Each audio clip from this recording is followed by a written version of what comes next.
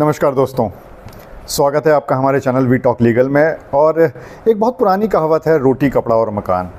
जी हाँ, एक इंसान के लिए यही सबसे ज़्यादा ज़रूरी तीन चीज़ें होती हैं और रोटी और कपड़ा दो चीज़ें तो उसको शुरुआत में ही मिल जाती हैं। लेकिन जो सबसे मुश्किल काम होता है वो होता है मकान, यानी उसका आशियाना।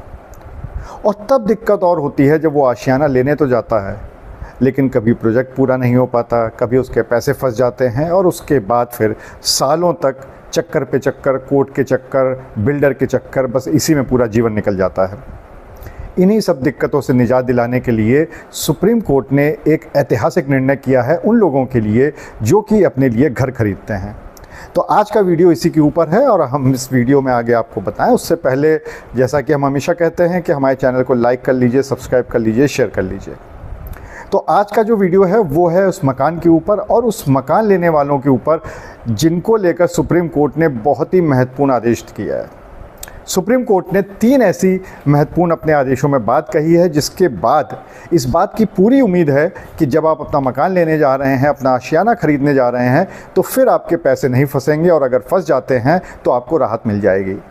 जो सबसे पहली बात सुप्रीम कोर्ट ने अपने आदेश में कही है वो ये कि जो भी किसी बिल्डर से आप मकान लेते हैं, आशियाना, फ्लैट, मकान कुछ भी लेते हैं, तो उसका 20% आपको अपने शहर के लोकल रेवेन्यू अथॉरिटी उसमें जमा कराना पड़ेगा। उससे ये हो जाएगा कि आपने वहाँ पर लिया है और उसका आपने 20% यहाँ पे जमा करा दिया। उसके बाद उसकी मॉनिटरिंग भी होगी उस पूरे प्रोजेक्ट की और इस वजह से आपका जो हित है वो बचा रहेगा। तो सबसे पहली बात तो यही कि उसका 20% आपको लोकल रेवेन्यू अथॉरिटी में जमा कराना पड़ेगा। अब आ जाते हैं दूसरी बात पे।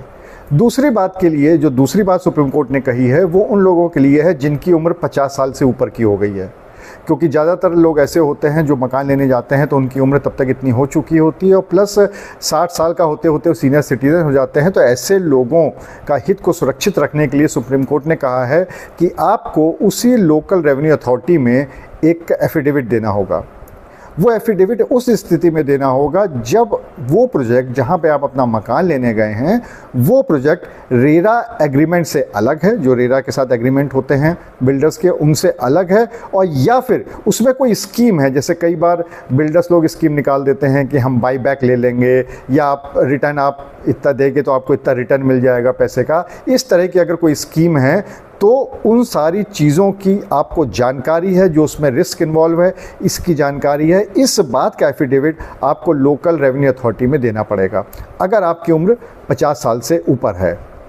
और जो तीसरी महत्वपूर्ण बात कही है सुप्रीम कोर्ट ने वो ये कि अगर ऐसा प्रोजेक्ट जिसके लिए भूमि का अधिग्रहण ही नहीं हुआ है, यानी भूमि अभी बिल्डर के द्वारा नहीं ली गई है और अगर ले ली गई है तो उस पर निर्माण नहीं शुरू हुआ है, ऐसी स्थिति में जो पैसा है, जो आवंटियों का पैसा है, जो बायर्स का पैसा है, उसको एक अलग से अकाउंट में रखा जाएगा और जैसे जैसे वो प्रोजेक्ट चरणबद्ध तरीके से बढ़ता जाएगा वैसे वैसे रेरा उसको एसओपी के तहत उसको धीरे धीरे करके वो पैसा रिलीज़ करती जाएगी।